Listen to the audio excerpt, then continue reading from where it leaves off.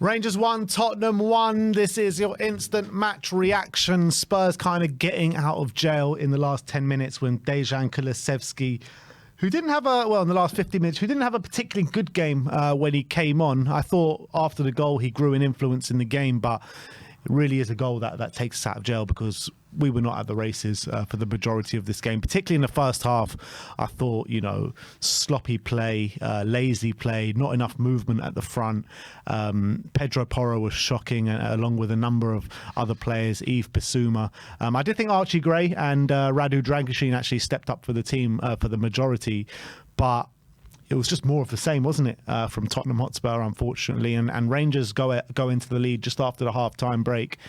And it was deservedly so. We're probably lucky it wasn't more at that moment in time. And having said that, though, when Spurs made the changes with 15 minutes to go, with 20 minutes to go, we did kind of take control of the game a little bit. We got back into the game.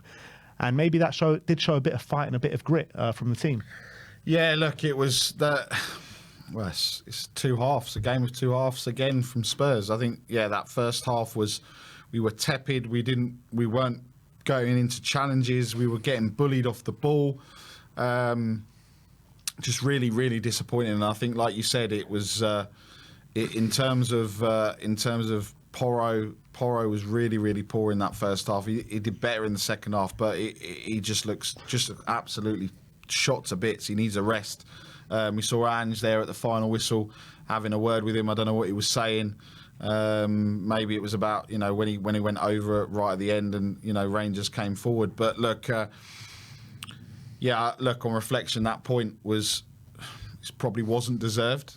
We got away with one, but it's a point.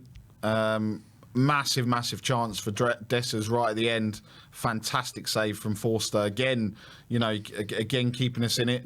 But yeah, like you said, Archie Gray, Dragusin together at the back. They haven't played there together that often. That, encouraging signs, I guess, from those two. But the wing backs, both Doggy and Porro, look just absolutely in need of a rest, need of a break. They just look so lethargic. The midfield, again, giving the ball away. I mean, Rangers did as well, right? But it was Tottenham's midfield that were giving balls away, weren't keeping hold of the ball, giving it away, sloppy balls. And then, we got punished right at the start of that second half. A great ball in, defence splitting ball. Porro got the wrong side, and it was 1-0. Yeah, look, it's kind of as we expected, a very leggy display from Tottenham, and it's clearly not good enough, the product that we're seeing on the pitch at the moment, whether you put that down to the manager, the players, the ownership, whatever you want.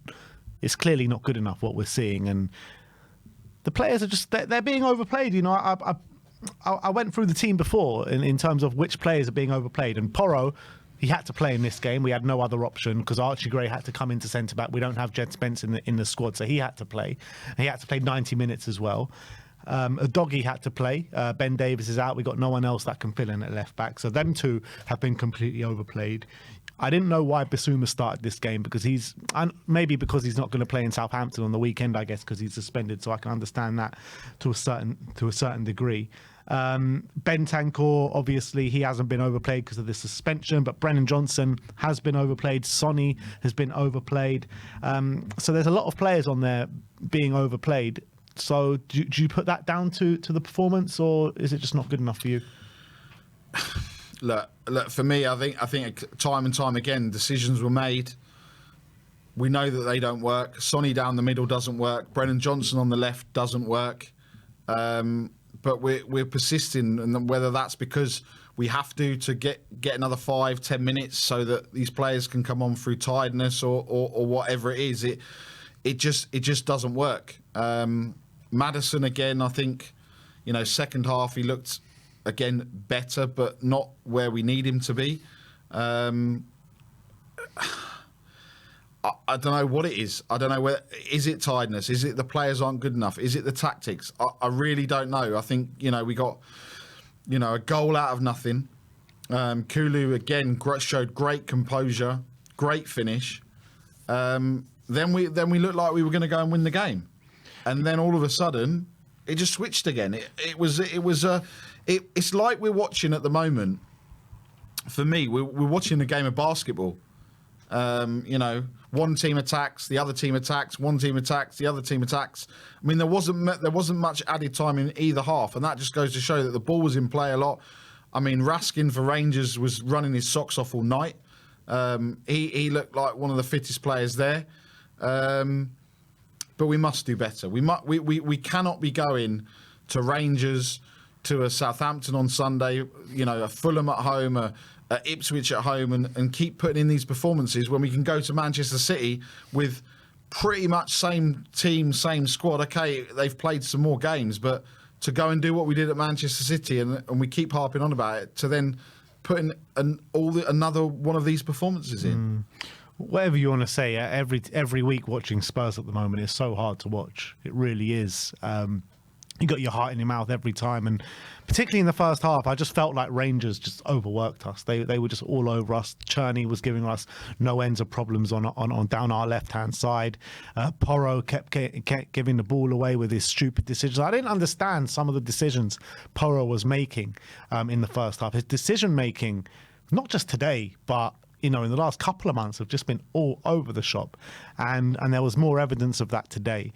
But you got to say, when the changes were made with half an hour to go, Spurs definitely did find that second wind and found something extra in the game to give us, because as much as we didn't keep carving them open time after time, we looked a lot more settled in the game. It looks like we took control of the game.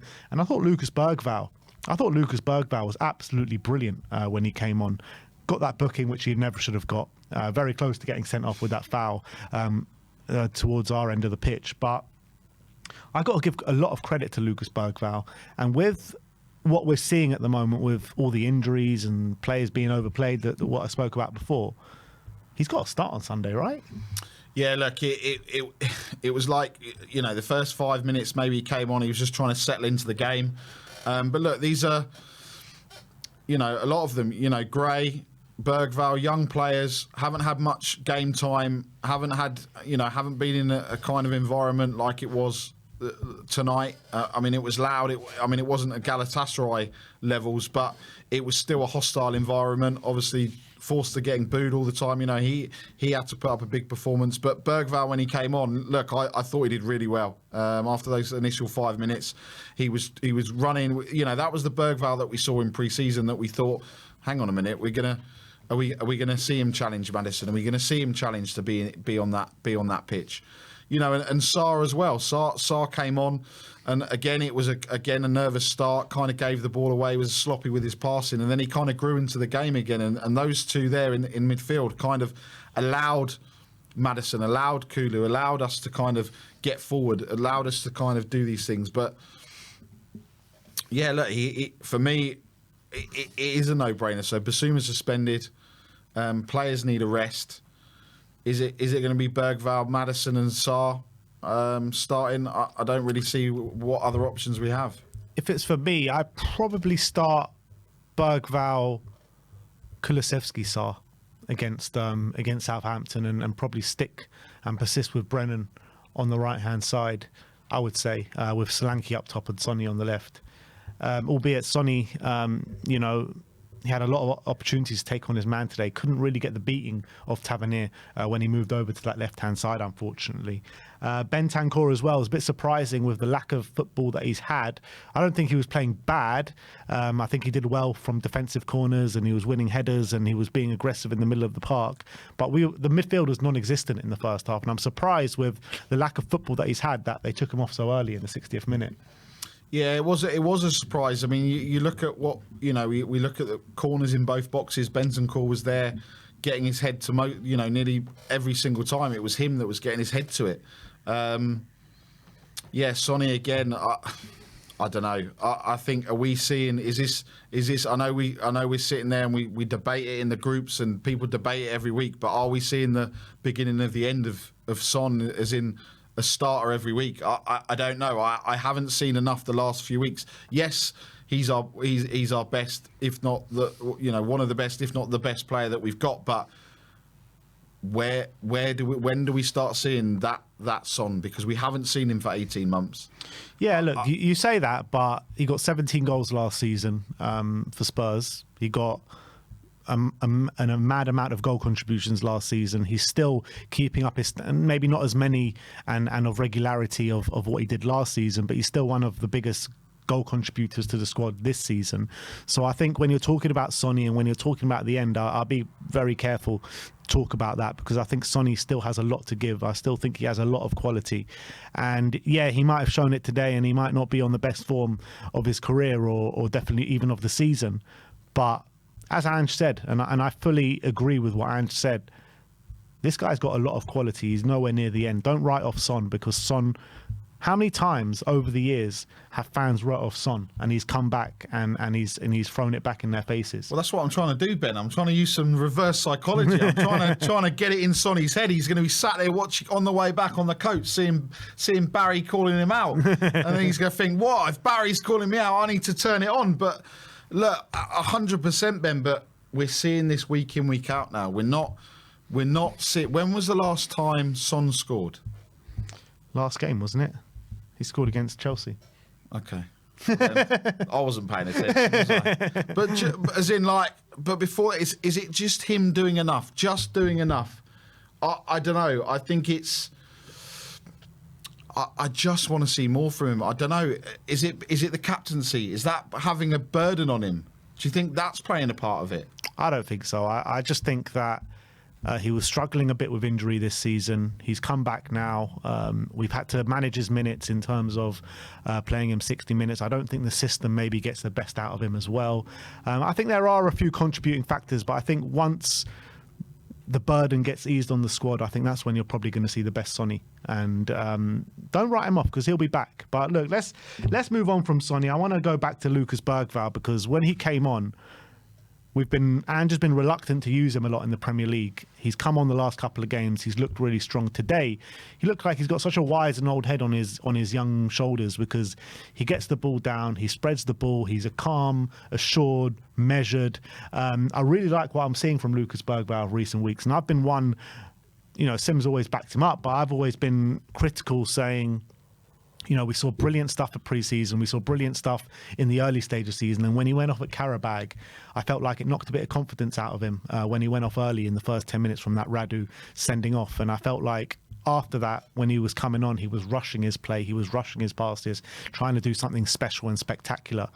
Whereas now, in the last few games, I feel like you're seeing a different Bergvall, and you're seeing a Bergvall that's a lot more calm and measured on the ball. And he's showing signs of quality. Yeah, look, yeah.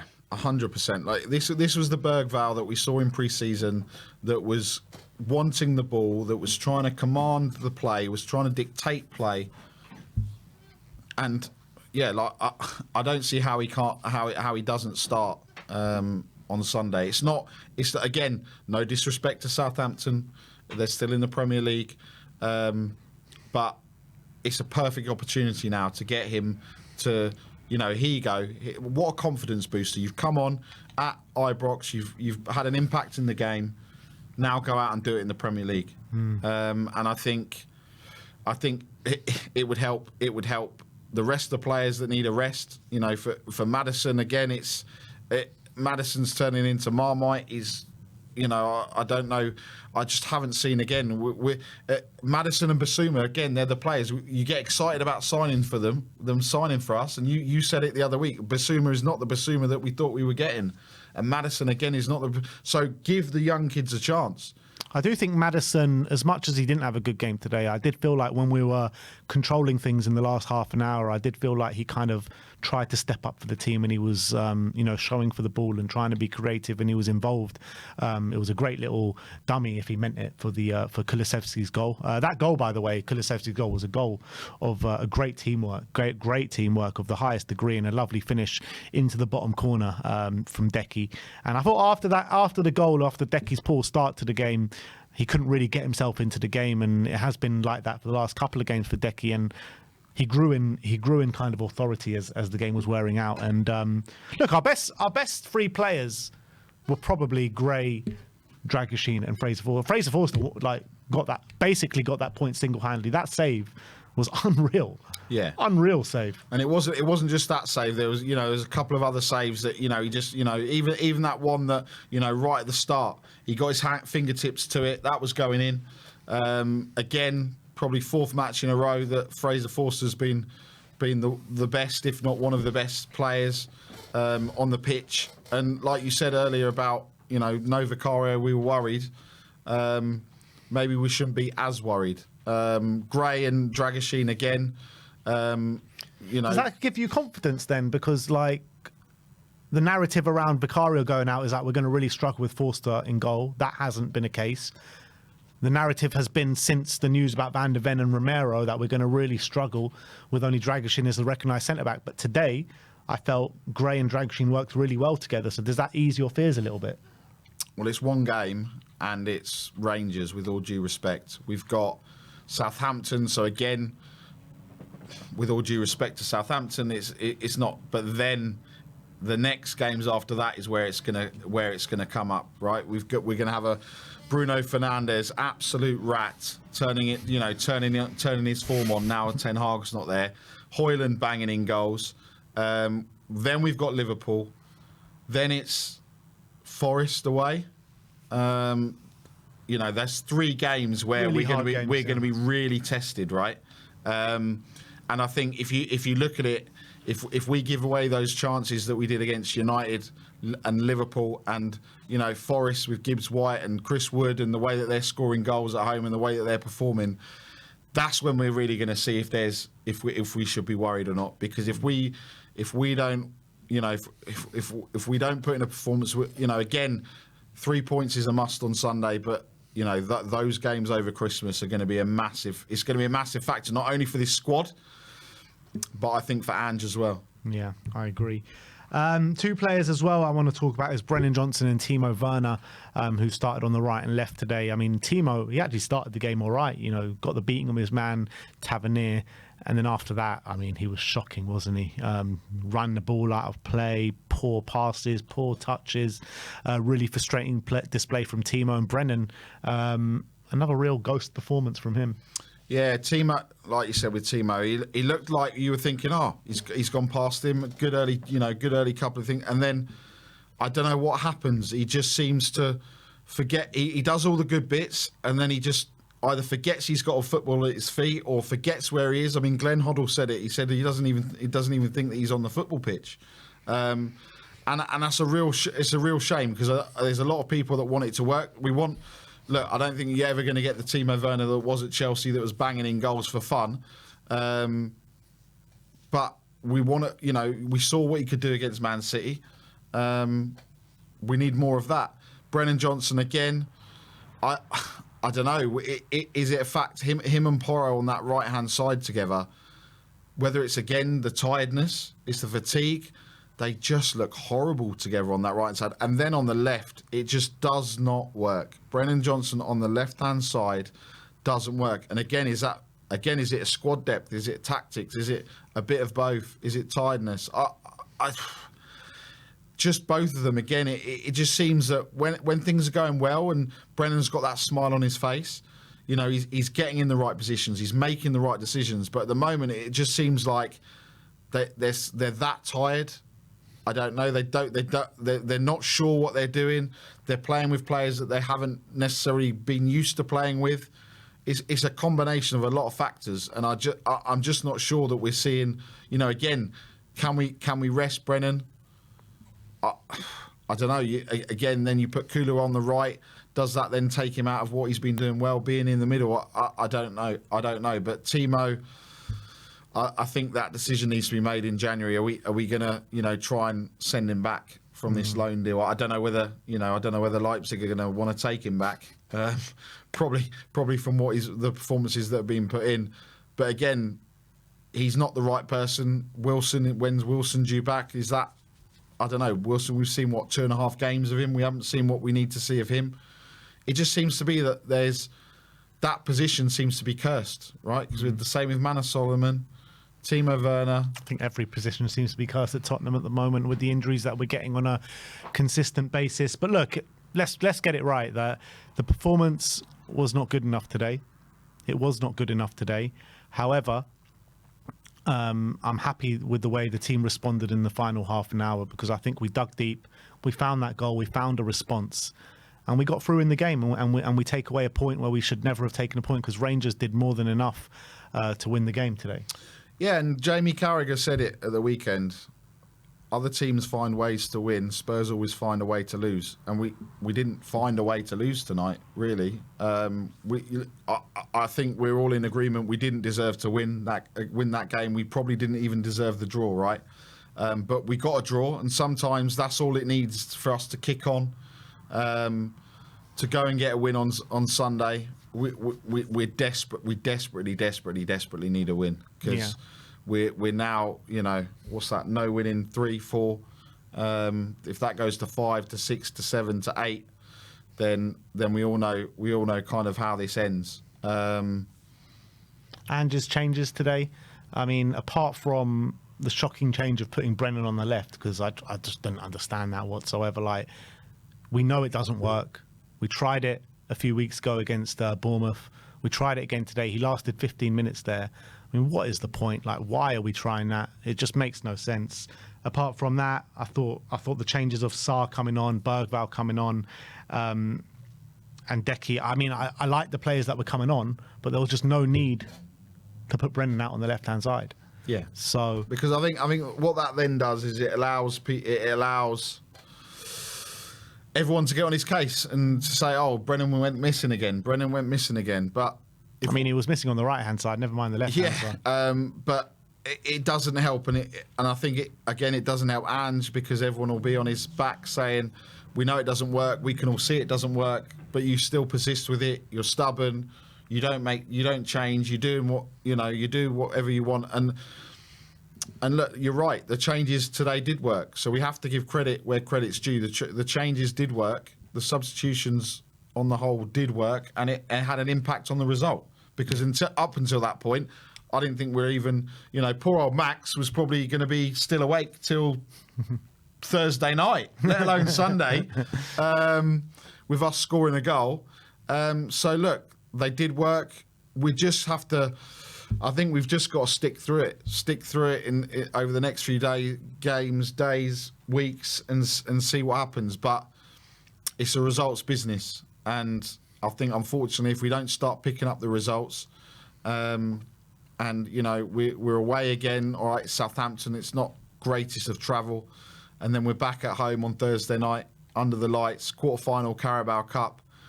That's where you're going to see how tired they are, how much these players want it. The chance to be in a semi-final. We're seeing that week in, week out, to be honest, how tired they are, because we're not putting in any sort of decent level of performance. That's the reality. We're not.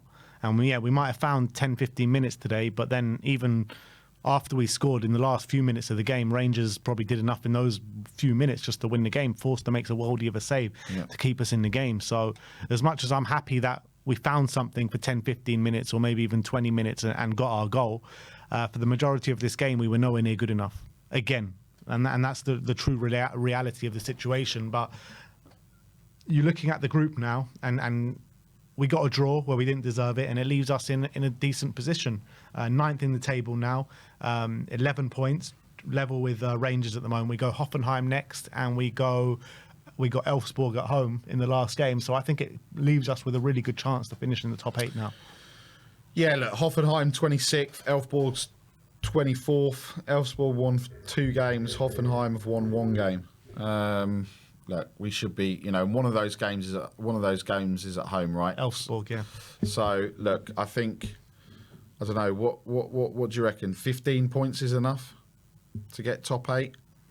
Maybe, depending on other results. Maybe even one win might be enough. But yeah, I reckon 15 points. 4 more points, I reckon that does it. So go and get, look, how many times have we said it? Go away to Hoffenheim, go and get the win. We should, end of January, Mickey should be back. Maybe would have signed someone. You never know. Stranger things would have happened. We go and get the win, and then look, we're at home, final game. We don't want to do a Marseille 93rd minute, 94th minute, and progress. We want to get it done as early as possible. And so look, yeah, I think 4 more points does it. Obviously, with this new format, it doesn't, obviously we'd then be seeded, and then it depends. Obviously, when they do the draw for the draw is then done. It's done all the way through, right? So we'll know who we potentially face. But let's get the job done first, right? Let's not start doing what we normally do and think, oh, if we do this and we do that, and we'll be here and we'll play them and everything else, right? We need to have to be in that top 8. We need to be seeded. We need to have that second game at home. That's what we need to do. Dejan Kulusevski created more chances than anyone on the pitch today. 3 chances created in the second half, and he only played 45 minutes, and he scored the goal for us. So he was definitely a clutch moment from Dejan Kulusevski. Like I said before, not good enough for the majority of the players on the pitch, but definitely kudos goes to Archie Gray, Radu Dragusin, Fraser Forster, Kulusevski and Bergvall. As much as Kulusevski didn't start well, he most definitely grew into the game and became a very key player for us. So look, we got away with one today. We move on. We take a point from Ibrox. I'm definitely taking a point on the balance of play because we should have lost today. That's the reality. So it's a snatch and grab draw at a hard place to go, which is Ibrox. They went out to Nice and won 4-1 last time out in the Europa League. So as much as you look at the qualities of the two sides, and Spurs should be winning every time, but Ibrox is always going to be a hard place to go with the atmosphere. It's intense, the tiredness of the players, the injuries that we've got. I'm not trying to make excuses, but that is just the reality of the situation. It's not good enough. It's not good enough from Tottenham on a consistent basis, but we got away one today and we took away a good point. So, thank you everyone for joining for the live match reaction. And we're